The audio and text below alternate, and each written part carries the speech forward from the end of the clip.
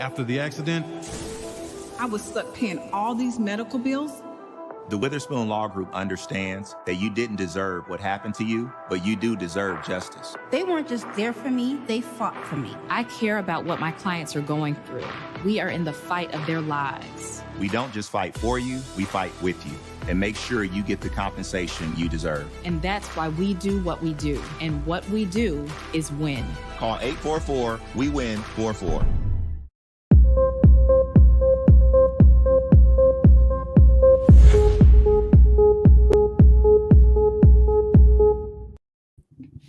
Happy Saturday and welcome to Iris in the City. It is fourth quarter and guess what? We are going to be checking yourself. This Saturday, today, we will be talking how to check yourself as it pertains to breast cancer awareness. But fourth quarter, just look out for checking yourself because we're going to be checking yourself financially. We're going to be checking our mental health. We're going to be checking our goals for 2023. So if you are ready to check yourself and to check out this conversation with the one and only Dr. Debbie Jones Fowler, my shero, once you hear some of her incredible story, you will definitely understand why. So we will be checking yourself all fourth quarter. Welcome, Dr. Debbie Jones Fowler. As I say sometimes, my shero all the time. You will see me comment often. And not just because of she's a doctor, but just because the journey and the things that it took to get her there, the tenacity, raising men. So with further ado, join me and welcome our guest today, Dr. Debbie Jones Fowler. Thank you for having me today. My pleasure. Dr. Fowler, I want you to tell us a little bit about yourself, born and raised. Of course, we're going to hear she's from Vashon, St. Louis, famous Vashon, which I admired her being a cheerleader, but let us hear from her and tell some of her story about where she was born and raised and what she's doing now. And then we will talk a little bit about her incredible journey. Dr. Fowler? So absolutely. I was born and raised in the city of St. Louis in some of the most challenging social economic areas. I started off in my early childhood years in the Vaughn Projects, 6th floor, and then I moved further to JVL. I've lived on the west side and the north side. And so truly, this has been a journey coming from, I guess we would say, the hood. And now as an educational professional, I received my doctoral degree in educational leadership in 2020. But that journey could not have been possible had I not conquered breast cancer. So I'm truly elated to be here. I started off at Jefferson Elementary School, went to many other elementary schools in St. Louis Public Schools, graduating from Vashon High School, yay, Wolverines. And then I took a turn and I raised my family first. So I'm a non-traditional college student. For those of you who have not gone to college and think it's too late, it's never too late. I started back, I was 30 years old, married, pregnant with my third child. And I spent the last 22 years in school until I received my doctorate in education. So wow. See,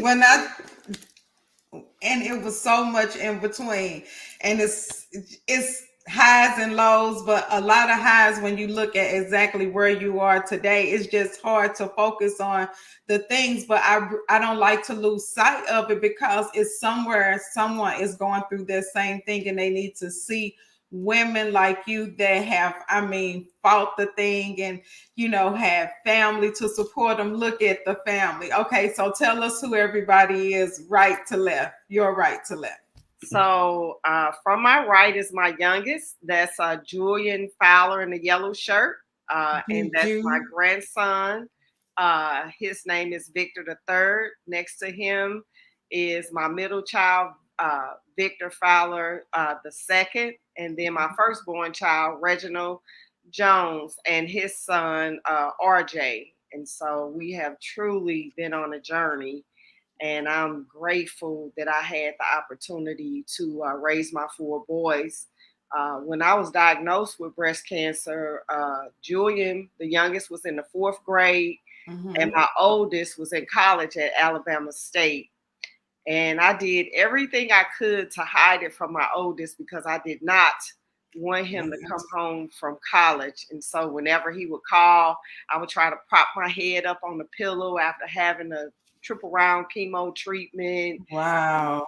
And I just said, whatever you do, you cannot come home. Mommy's going to be fine. But I had my other children who was really there for me, and my family that helped me through the process. Now, on this picture, and you could just see strength in your eyes, like I'm fighting this thing. It's not gonna fight me and take me out. That picture just says so much. At what year were you diagnosed and going through treatment on this picture? And so I was diagnosed in 2010. During that same time, my mother passed that year. I was going through a divorce, and then I was diagnosed with stage 2 breast cancer. And so this is a picture actually from the treatment center where I had my treatments at St. Louis Cancer Center. And so I was about to get started having one of my chemo treatments, which was an 8-hour process. I received 8 triple rounds of chemo at that center, 36 rounds of radiation at St. Mary's. So that's a lot, but I just definitely see strength in your face. And you shared that picture on Facebook, and oftentimes people share the highs and things that they're going through, but they wouldn't be as transparent. They would share with the wig or with the weave and wouldn't show, but you were just like, it's still me. And I loved every minute of it. And I encouraged you through every process and prayed. I remember doing the sister strut walk and going to the IHOP after and things like that. Yes. So just always raising awareness and things like that. You said some very key things. Not only were you going through breast cancer, but you experienced death. So grieving through the process. You experienced also going through a divorce through that process. Yes. So talk about mentally, like what were some of the challenges and things that you faced mentally, and who did you reach out on, and how did you get through those moments? And so as I traveled through those moments, I had my family to lean on. I had my 2 sons, Victor and Julian, was home with me. Julian was in the 4th grade, but he cooked my meals. They carried me through the process in terms of getting me to my treatments. There were days after chemo that I couldn't even hold my head up. And so my sons and my sorority sisters, my line sisters, Iris, you was there. There were people. What helped me through the process the most was having that village to wrap their arms around me, to make sure that my sons had what they needed just to get to the next day. It wasn't planning for the year, but every day counted. And when you get a diagnosis of cancer, it's like I'm about to die. When you first hear those words, you hear cancer, it's equated to death. But then you find out, you pull from your strength, and you realize all those things that you were taught growing up from your religious background, and all those things that I learned from church. I learned to pray and really depend on God, and knew at some point I'm not going to die. I'm going to beat this. So it was more of leaning on my faith. Faith is very important, and leaning on my family, specifically my children, and making sure that I got through the process. But every day counted. So I went day by day, putting one foot in front of the other to make sure that I had what I needed. Yeah, so faith, I know faith was very a key in that process, Yes, especially when you start facing different challenges. So just knowing that, for those people that may not have family, reaching out to your local church and places like that yes, for strength and looking for those support systems within your church may also, help through times like this. yes, So you spoke of you didn't do things the traditional way. And I understand that because I'm your non-traditional type girl. I know what I want out of life, but may not want to sometimes take certain yes, roads to get there. yes, But you did some things later on, like going back to school and knowing that you had to go through certain different type of treatments, and your sons were still in school. But you made the commitment of I'm going back to school, and this is what I'm going to do. Now let's talk about what made you come to that decision and what kind of challenges came up during that process. and so my mother died like right in the middle of me finishing school. So I was a principal in 2008, 2009 in Kansas City. I came back home doing within that 12 to 15 months, my mother passed away. But I promised my mother that I would not drop out of school, that I would finish school and I wouldn't stop until I got my doctorate. And so I'm the first college graduate in my family of a generation of 4 women. And so actually, I was the first one to graduate from high school Yes, out of the 4. Carly said, praise God for all of his blessings. Yes, Carly, Reading Center, and thank you for watching. And It is a so, blessing. and so, no matter how sick I was, once I got through all of my treatments, I enrolled back in school. And so that picture you see with my 2 grandsons and my 3 sons, Mm-hmm. that was actually at my EDS from Webster University. And so I had not reached a pivotal point of graduating from the doctoral program because I had to finish this particular degree in order to move forward into the doctoral program. And Okay. so I always believe that whatever you start, you finish. Yes, And that's ma'am. what I instilled in my sons. And no matter how sick I was, matter of fact, during that program is when I was diagnosed with breast cancer. So those last 5 classes I was taking, I received ZFs for all those classes, which is horrible. And so Mm-hmm. I petitioned the college for over 2 years, and finally, I had 2 professors that believed in me and Mm-hmm. made it possible for me to rewrite all 5 of those classes without paying $15,000, which the college was like, you could get back in the program, but you need to pay that $15,000. I was like, no, those classes were already paid for. So it took me approximately 2 years. Again, showing tenacity. No, I'm standing on it. Like I had no control over this. This is not my decision. Exactly. And again, showing what support and people believing in you and what you had already displayed for such professionals to step up and take such a stance on your behalf. It just says so much. Exactly. So I finished my EDS, and that summer I went immediately into the doctoral program. And then COVID hit. So we had to stop classes, go online, but I still didn't stop. We made that pivot to virtual learning, and I ended up actually having my doctoral graduation online, where my son Reginald, my oldest son, was able to pin me. And so Reginald, he was able, during my breast cancer treatments, Oh, able look at to there. he was able to pin me, but also for him, he was able to finish his bachelor's and his master's as we took the journey through breast cancer. So my son, Wow. that's his MBA from my alma mater, Webster University. You talking about a young lady from North Side, South Side, all the zip codes where you shouldn't be. Then you have sons.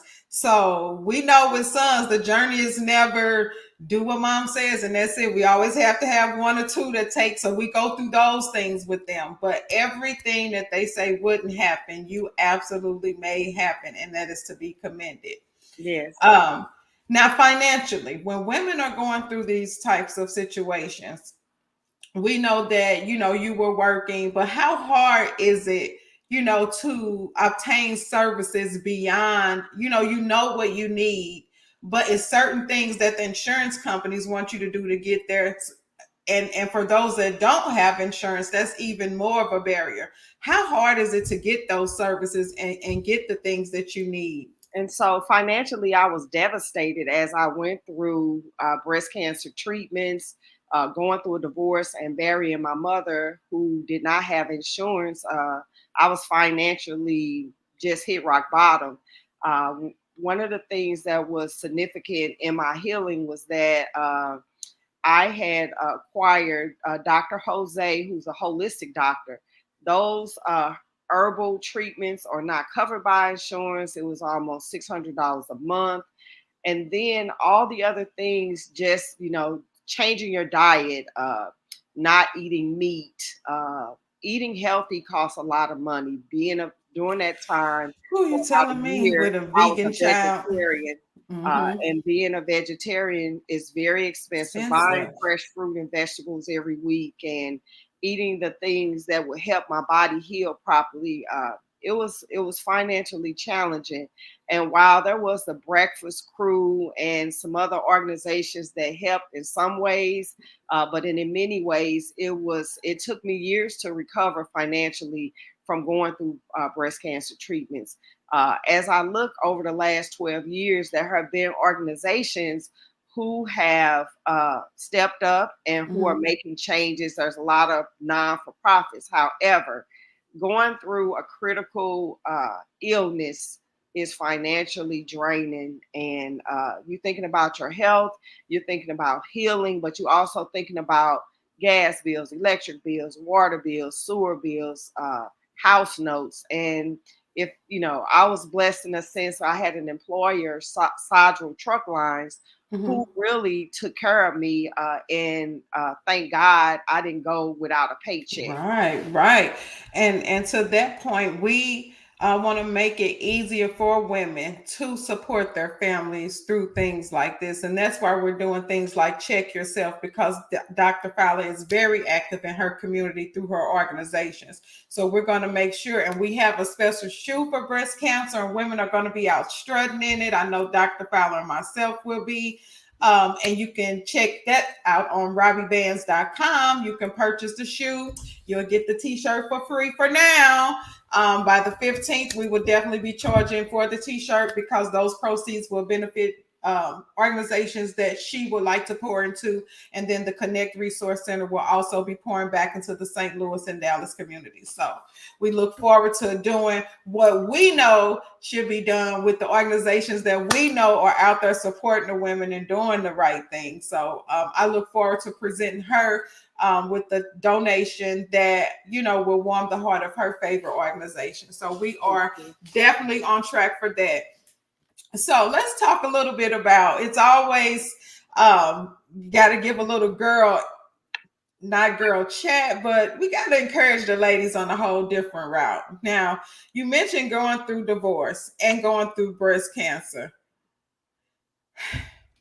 How did you not focus on the relationship aspect of it and what was leaving your life? What really, and you spoke about faith, but what really kept you focused on where you needed to go instead of what was happening to you? Well, when you're in a fight for your life, when your life is on the line, and when you're so sick that you can barely, there were days that my kids had to walk me to the restroom. And so when you're focused on your healing and you focus on tomorrow, am I going to be in a box or am I going to walk? The relationship piece becomes a non-issue. Mm-hmm, And mm-hmm. women really never focus on themselves because they're focused on their spouse, they're focused on their children, they're focused on their jobs, they're focused on everything but themselves. And so through this devastating disease became triumph, because it was at that pivotal moment where I was able to focus on me, focus Mm-hmm. on surviving, focus on my faith, focus on healing. And one of the things I did was prayed and asked God to take the pain of my mother being gone, take the pain of my spouse being gone, and put people in my life who really wanted to be there and who really wanted to see me survive. Everything became about survival, and anything that was not about survival, I had the strength to let it go. Okay, so that's it. That's the T right there. Only keep people around you that are for you and where you are going. Yes. That is one of the keys to getting through, keeping God first and the right circle around you. And I know I have the right circle because I get a call from time to time. Hey, little girl, what you doing? Hey, little girl, you okay? So I know I definitely have the right people around me, and there is 0 miles between love. Yes. So this month being breast cancer awareness, are you participating in any activities, or is there anything that you guys do as a family? And so this weekend we will celebrate starting tomorrow with church and dinner, and then I will be participating throughout the city in various activities that are going on in St. Louis. I knew it was something, and I can't wait to see you all and celebrate with you, because it's always just a reminder of this month. Just kind of really reminds us of what you've been through, and all the work that still needs to be done to help those women and families that are going through what you're going through. Some may have survived it, so we definitely want to make sure that their legacies and their children have the things that they need and education to keep going. Because one of the things that we learned through your process is that genetics, there's genetic testing for it. So you want to make sure that that type of testing is available to the underserved community, because they have elderly people that die from breast cancer because they were not able to afford, or not just the treatment, but just did not have the awareness about the mammograms and things like that. So just that genetic testing, just taking it a step further for our community. So can you speak to the genetic testing a little bit? Of course. So that's the BRCA1 and BRCA2 test. When I was diagnosed in 2010, they immediately took me through that process at the St. Louis Breast and Cancer Center.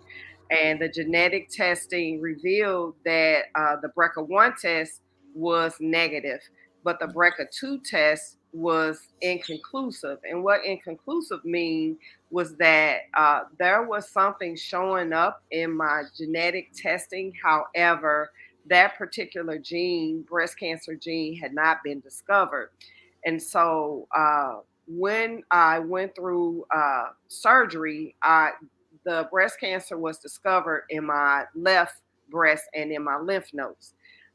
5 years later, 2017, was it 2015? I'm sorry, 2015, they discovered the breast cancer gene. And so they keep running your tests as they do research. And so all my data in the system. And when that gene was discovered, it was discovered that I carry one of the breast cancer genes that was discovered in 2015, which meant that it was not if the breast cancer would reoccur again, but it was when. Wow. So I had an option to get go through scans every 3 months or have my right breast removed. And so I went through the process of having my right breast removed and all the female organs. So I had a complete hysterectomy and a number of other surgeries. And so I have been, I have not had any signs or any reoccurrences or anything since 2010. Wow. Well, Dr. Fowler, it is a blessing to have talked to you today. I can't wait to see you throughout the city, educating the young ladies on the different testing, how to make sure that, you know, their children and their grandchildren know, and how to leave those different information things behind, because I know it's a way that we're supposed to pass medical information. Absolutely. But that's another show for another day, because there's so much we need to do to educate our community. But right now, I just want to give you your flowers, which you already have pink flowers behind you. while you are alive and just Thank say you. thank you so much for being such a role model and always operating with such tenacity, all while being beautiful, regardless of what you are going through. Thank you so much. Sometimes I want to put the pink gloves on for you, but just to know you tell me I got it, and still take care of others while you're still going through. So I just want to make sure that you know that you are always honored and appreciated for everything you do. I know the little girls at the high school still run up to you, Miss Fowler, Miss Fowler. So you have generations, always depending and looking up to you and always there if you need us. So thank you for taking time out of your day and enjoy this month. And I hope it bring you blessings and abundance. And I know it's going to bring tons of love because those little boys and grown men don't let you rest. Every picture, they hugging on you, every limb. So Absolutely. I just thank God for them. And anything you want to say on your way out? I just want to say thank you to St. Louis Breast and Cancer Center. Thank you to Dr. Oyewari. Thank you to Dr. Macklin and to all of those nurses and doctors who have taken care of me over the years. I am grateful that I'm alive today to tell this story. I'm grateful that I'm continuing to be a servant leader and able to work through my organizations, the Links Incorporated, and also, of course, Delta Sigma Theta. We are able to give back to youth, and I'm just thankful for being alive just one more day. I count it all joy and a blessing. And thank you for always thinking of me, Iris. I love you. You'll still be my little cousin forever and ever and a day. And so I really appreciate being here. Thank you. Thank you. Until next week, check yourself. And you can order from www.robberybands.com/Iris in the City. Join our campaign today.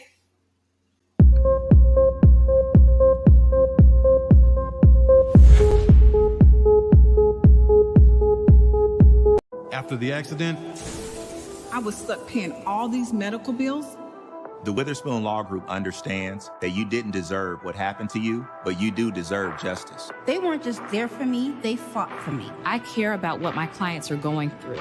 We are in the fight of their lives. We don't just fight for you, we fight with you and make sure you get the compensation you deserve. And that's why we do what we do. And what we do is win.